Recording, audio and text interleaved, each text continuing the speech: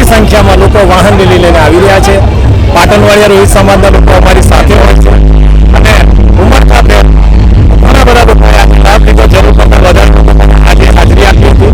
અમારો ધ્યેય એક જ છે, આ રેલી મારફતે અમારો ધ્યેય એક છે કે સમાજનું શિક્ષણ આગળ વધે, સમાજ આગળ વધે અને સમાજના અંદર જે દૂષણો છે દારૂ જેવા એવા દૂષણોનો ખરેખર બહુ વધારે પડતો દારૂનો વ્યાપ વધી ગયો છે। એના કારણે સમાજનું સત્યાનાશ ના થાય અને સમાજ થોડીક આગળ રહે, અમારો ધ્યેય એક છે। એના કારણે આ 3 વર્ષ થાય છે અને આજે અમે એ રીતે રેલી સ્વરૂપે આવ્યા છે અને સમાજને એક સંદેશો પહોંચાડી રહ્યા છે શિક્ષણ માટે।